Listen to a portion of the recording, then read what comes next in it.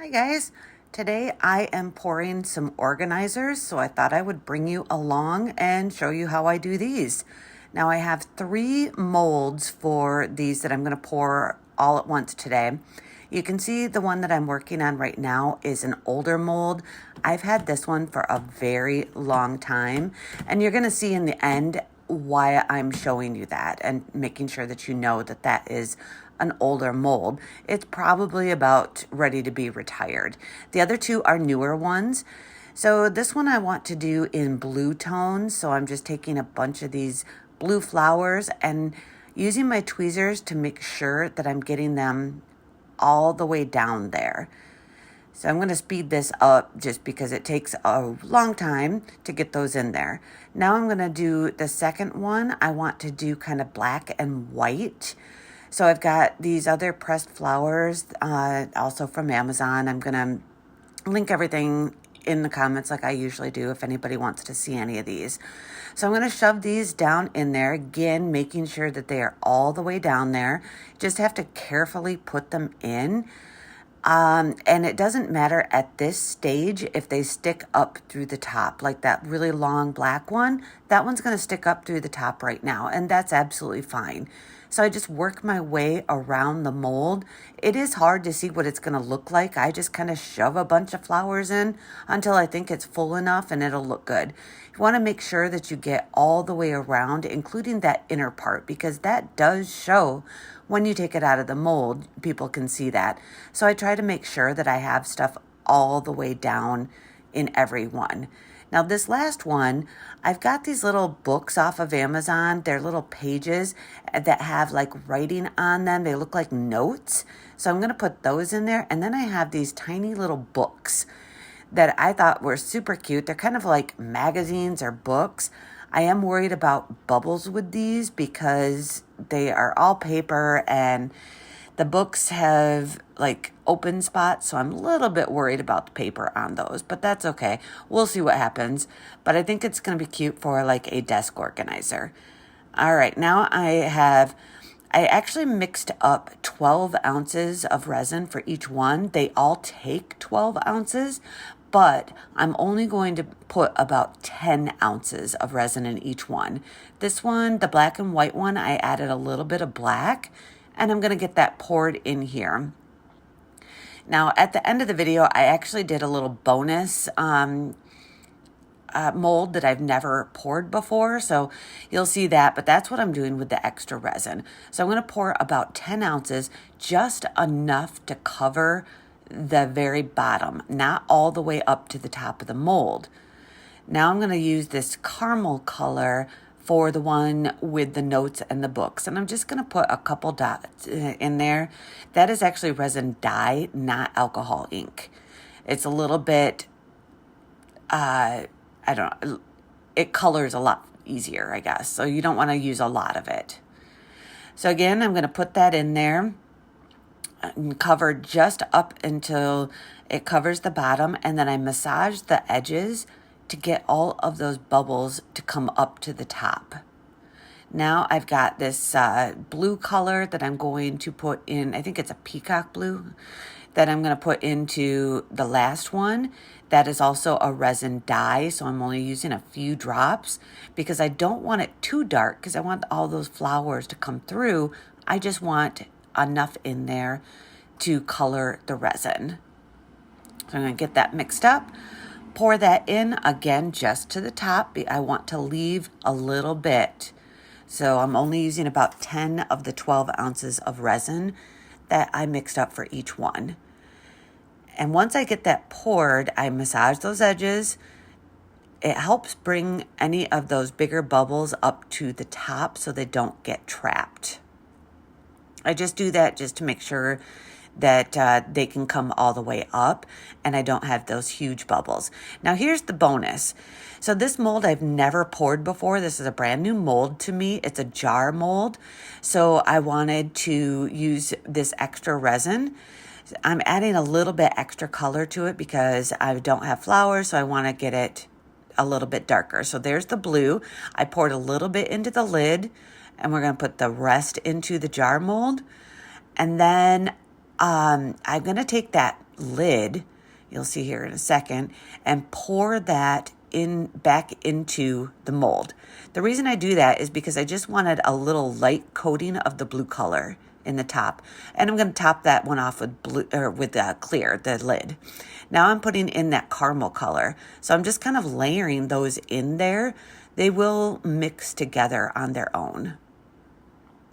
And then the last one I'm going to do is the black, which I'm adding a little bit more black to give it a little bit darker color. I'm just going to pour that onto the top of the mold. Obviously, you know, I'm going to have to put a little bit more into that and top it all off towards the end. But when I do a brand new mold like this, I always just pour simple colors. I try not to do anything fancy with a new mold because I want to see how it pours and what it does. All right, here we are the next day. This has cured for 24 hours, and you can see all those little things sticking up. I'm going to take my scissors and very carefully cut off anything that is sticking up above the mold. So that includes those little pages. Some of those kind of came up a little bit. The pieces of flowers that have come up a little bit. I'm going to just trim all of that out. Just be very careful not to cut your mold. Once that is all done, we can start adding that very bottom layer. So we're going to start with the blue. I've got these crystals and these darker blue. So we're going to move some stuff around so that you guys can see what I'm doing. And I'm just going to put a little layer of clear resin in. And then I'm going to add those crystals just to give it a little bling on that one. I'm going to spread those around, and then I'm going to use some of the darker blue and spread those in between. Just gives the bottom a little bit of extra and some weight. Once I have those all in there the way that I want them, I will take the clear resin and top that off all the way up to the rim of the mold without going over, or at least try not to go over. And just make sure that you have a good, thin, even layer all the way around. Push your resin all the way to the edges, and that one will be good to go. And then we're going to move on to the next one, which is going to be the one with the pages and the books in it. And I've got these crushed shell that I think will look really good on the bottom of that one. I just try to match my colors for the bottom. I think it just gives it that little bit of finishing touch. So we're going to put, again, a little layer of clear resin, and then we're going to put our shell and just kind of spread that evenly over the bottom, making sure they're not sticking up outside of the mold, and then top that off with a little bit of resin and spread it all the way to the edges. Simple. You just want to make sure that nothing is sticking up, because then it's not going to sit flat when you demold it. It'll sit crooked, and we don't want crooked. All right, the last one we're going to do is the black one. Now this one I'm just going to do a little bit more simple. I'm going to use my eye candy black pigment paste, and I'm going to mix just a tiny bit in. This stuff lasts forever. I'm going to mix that in with my clear resin, get it really good and mixed in so there's no clear spots, and then just pour that onto the top. Now I also use this black pigment on the base of that jar that I did, just so that I would have a little bit of a base.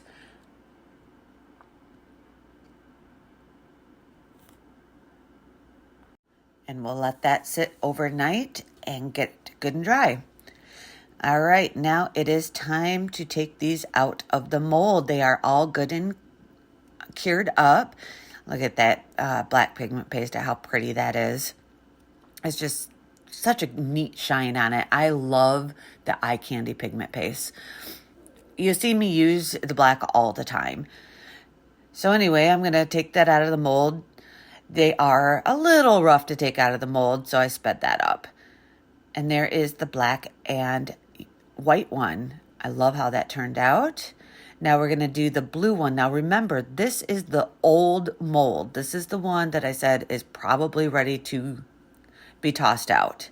And you'll see why. Right here, you can see how it has a frosted look to it. When your molds start to get old, that's what's going to happen to your pieces. In that piece, I think it actually works out pretty good. Now let's see what this book one turned out. I'm very curious of how this turned out. Ugh, all right, now we got it. I think it looks really cute. I think that's going to be really neat on a desk or something. Now, all I do is I kind of sand the edges around the bottom, make sure it's good. Now, this is the bonus mold. Here is the lid. Like I said, I put a little bit of blue in it, poured it back out, and then put clear in it. So that's what the lid looks like. This actually took, I think, about 10 ounces of resin. So it's a big mold. I'm going to work this out of the mold carefully, and there it is. You can see how when I put all the colors in and just kind of layered those in, you can see how there is a difference in there. And you can see where I poured that black pigment paste in. I actually really like how that looked. Love how it turned out. This mold comes with these rubber rings that you put around the lid, and it gives it a nice little sealed lid. I love this mold. I think it'll be a good seller. Next time I make it, I will put some inclusions in it and see what we can do. So there's all three of them all finished. I love how these come out. These are actually really big sellers. They're so versatile. You can use them for so many different things. I have one in my bathroom that has my makeup brushes in it. I have one in my living room that has all of my remote controls in it.